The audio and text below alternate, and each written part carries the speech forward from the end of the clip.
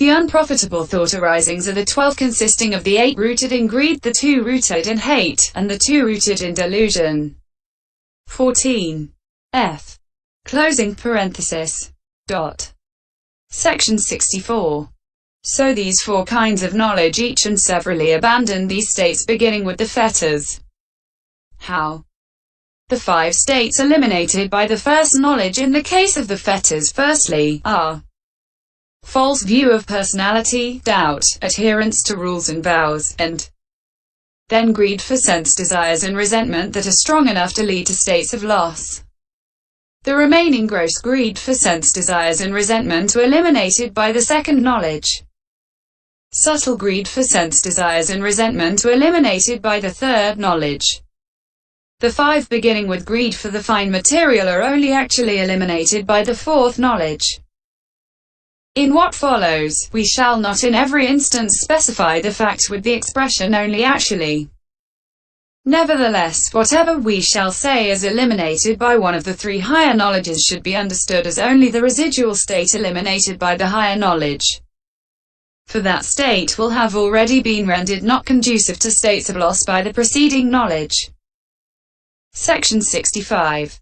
In the case of the defilements, false view and uncertainty are eliminated by the first knowledge. Hate is eliminated by the third knowledge. Greed, delusion, conceit, pride, mental stiffness, agitation, consciencelessness, and shamelessness are eliminated by the fourth knowledge. Section 66. In the case of the wrongnesses, wrong view, false speech, wrong action, and wrong livelihood are eliminated by the first knowledge. Wrong thinking, malicious speech, and harsh speech are eliminated by the third knowledge. And here only volition is to be understood as speech. Gossip, wrong effort, wrong mindfulness, wrong concentration, wrong deliverance, and wrong knowledge are eliminated by the fourth knowledge. Section 67. In the case of the worldly states, resentment is eliminated by the third knowledge, and approval is eliminated by the fourth knowledge. Some say that approval of fame and praise is eliminated by the fourth knowledge. The kinds of avarice are eliminated by the first knowledge only. Section 68. In the case of the perversions of perception, consciousness, and view, which find permanence in the impermanent and self in the not-self, and the perversion of view finding pleasure in pain and beauty in the foul, are eliminated by the first knowledge. The perversions of perception and consciousness finding beauty in the foul are eliminated by the third path.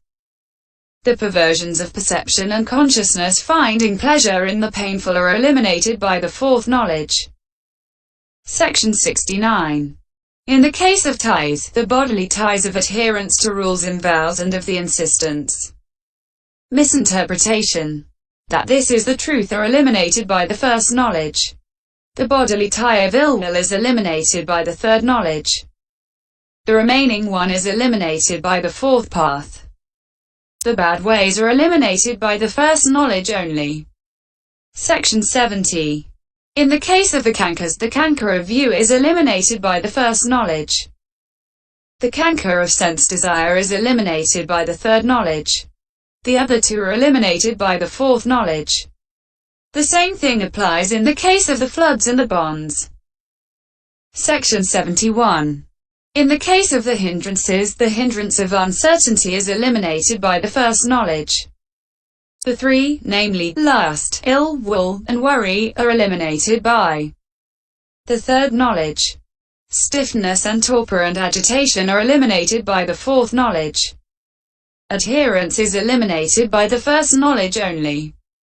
Section 72. In the case of the clingings, since according to what is given in the texts all worldly states are sense desires, that is, sense desires as object. See Nidai 1-2. And so greed both for the fine material and the immaterial falls under sense desire clinging, consequently that sense desire clinging is eliminated by the fourth knowledge.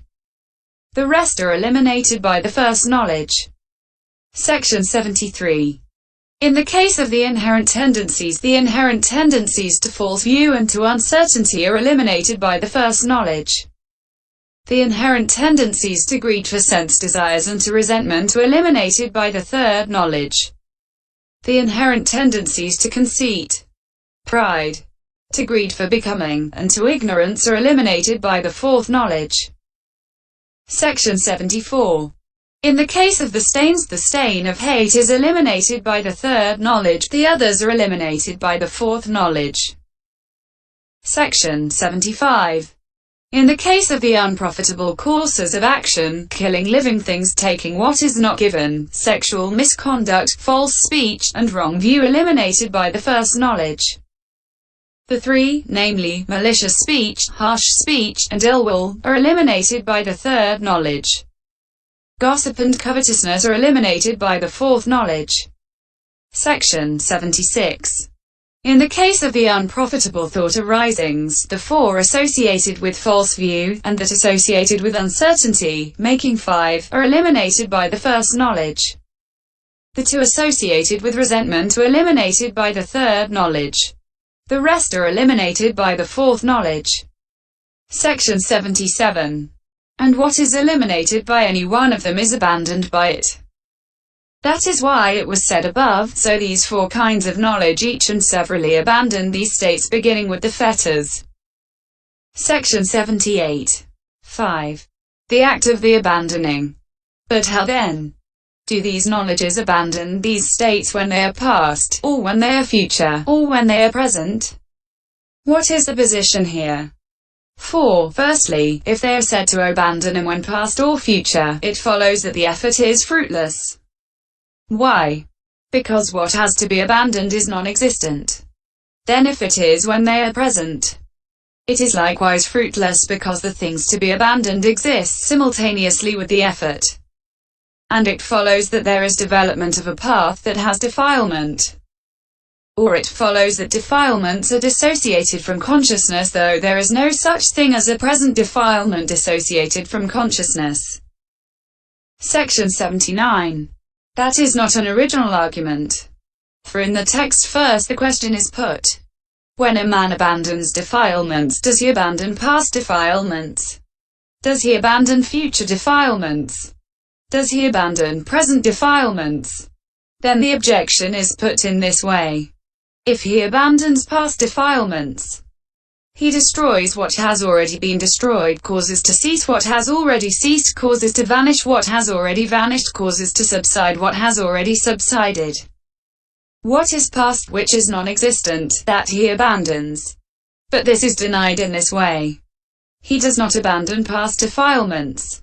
Then the objection is put in this way. If he abandons future defilements, he abandons what has not been born, he abandons what has not been generated, he abandons what has not arisen, he abandons what has not become manifest. What is future, which is non-existent, that he abandons? But this is denied in this way. He does not abandon future defilements. Then the objection is put in this way. If he abandons present defilements, then though inflamed with greed he abandons greed, though corrupted with hate he abandons hate, though deluded he abandons delusion, though shackled he abandons conceit, pride, though misconceiving he abandons false view, though distracted he abandons agitation, though not having made up his mind he abandons uncertainty, though not having inveterate habits he abandons inherent tendency. Dark and bright states occur coupled together, and there is development of a path that has defilement. But this is all denied in this way. He does not abandon past defilements, he does not abandon future defilements, he does not abandon present defilements. Finally it is asked. Then there is no path development, there is no realization of fruition, there is no abandoning of defilements, there is no penetration to the Dharma. Convergence of states? Then it is claimed. There is path development, there is penetration to the Dharma. Convergence of states. And when it is asked, in what way?